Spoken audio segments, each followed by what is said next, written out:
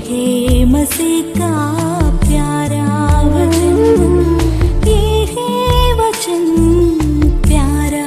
परमेश्वर के धन्य नाम की महिमा हो। प्रभात मनन के सत्र 2342 में आप सभी का बहुत ही विनम्रता के साथ स्वागत करता हूं। आइए आज के मनन के लिए हम पढ़ते हैं पत्रस की पहली पत्री, पहला अध्याय, पद 17। और जबकि तुम है पिता कहकर उससे प्रार्थना करते हो, जो बिना पक्षपात हर एक के काम के अनुसार न्याय करता है, तो अपने परदेशी होने का समय भय से बिताओ। हमारे कल के मनन में परमेश्वर से हमें मिले हुए अनुग्रह के प्रति हमारी प्रतिक्रिया पर हम मनन किए थे। हम देखे थे कि परमेश्वर हमसे चाहता है कि हम उस अनुग्रह के प्रतिक्रिया स्वरूप एक पवित्र जीवन बिताए। और हम ये भी देखे थे कि बाइबल के अनुसार पवित्र जीवन का मतलब परमेश्वर के नैतिक स्वभावों को, जो प्रभु यीशु मसीह ने संसार में आकर प्रदर्शित किया, अपने जीवन में लागू करना है। अवश्य ध्यान दे प्यारो, पवित्र जीवन बिताना मेरे लिए और आपके लिए एक विकल्प नहीं है, बल्कि एक दायित्व है। Leading a holy life is not an option but a responsibility to both for me and for you. कभी कभी हम ऐसे सोचते हैं कि यह काम हमसे नहीं होगा, इसलिए हम नहीं करेंगे, और हम कुछ ना कुछ कारण ढूंढकर निम्न काम नहीं करने के विषय में खुद को सांत्वना भी देते हैं। मेरे प्यारो, इन सभी बातों में मैं खुद को भी जोड़कर ये कहना चाहता हूं कि प्रभु यीशु मसीह के नैतिक स्वभावों को हमारे जीवन में लागू करने के संबंध में हम कोई भी बहाना ढूंढकर निम्न जिम्मेदारी से बच नहीं सकते हैं। क्यों नहीं बच सकते हैं?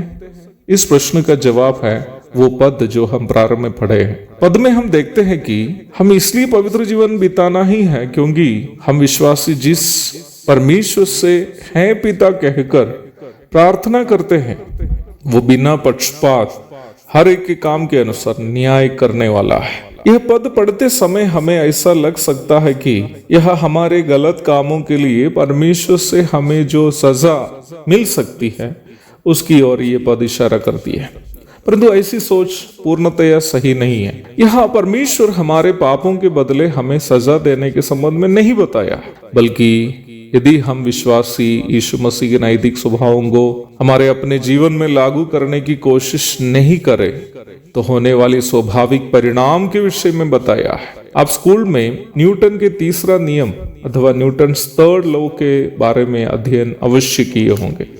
Every action has an equal and opposite reaction, अर्थात प्रत्येक क्रिया की बराबर तथा विपरीत प्रतिक्रिया होती है। वास्तव में ये नियम विख्यात वैज्ञानिक सर आइजैक न्यूटन का आविष्कार नहीं था, बल्कि प्रकृति के अलिखित तथा न बदलने वाला नियम की वह केवल खोज ही की थी। यह नियम प्रकृति का नियम है। यह नियम इसलिए प्रकृति का नियम है क्योंकि यह नियम प्रकृति के सृष्टिकर्ता का नियम है। इसी नियम को ही आम भाषा में हम जैसे करनी वैसे भरनी कहते हैं। प्रकृति में परमेश्वर के द्वारा निर्धारित नियमों का हम जब उल्लंघन करते हैं तो उस उल्लंघन के तत्तुल्य एक परिणाम हमें अपने विपरीत में, अपने विरोध में भुगतना पड़ेगा।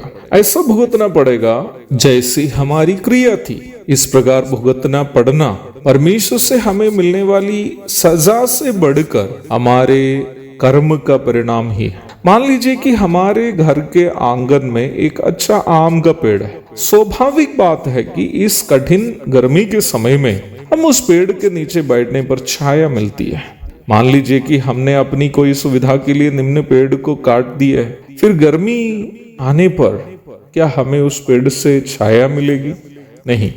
क्या उस समय हम ये कह सकते हैं कि अरे पेड़ काटने के सजा स्वरूप परमेश्वर ने हमें धूप दिया, गर्मी दिया? नहीं, क्योंकि हम ये जानते हैं कि वो धूप, वो गर्मी हमारे कर्म का स्वाभाविक परिणाम है। कई विश्वासी इस सच्चाई से अनजान हैं। कई लोग ये सोचकर कि अब जो मसीह यीशु में उस पर दंड की कोई आज्ञा नहीं, मनमर्जी का जीवन बिताते हैं और सोचते हैं कि यीशु मसीह का लहू हमारे सब पापों से हमें क्षमा कर दिया है, इसलिए मुझे अभी पाप करने पर भी कोई परेशानी नहीं होगी। ये गलत धारणा है। ये बात सच्ची है कि उद्धार प्राप्त मसीह विश्वासी पाप का आनंदकालीन दंडाग की झील भुगतने नहीं पड़ेंगे, परंतु अवश्य ध्यान दे प्यारो, हमारे कर्मों का परिणाम हमें भुगतना पड़ेगा, इधर भी और उधर भी। एक और शुभ दिन की धन्य कामनाओं के साथ आज का मनन में यह समाप्त करता हूँ। प्रभु आप सबको आशीष दे, आमीन। का द्वार है, संत को मार्ग का दर्शक है,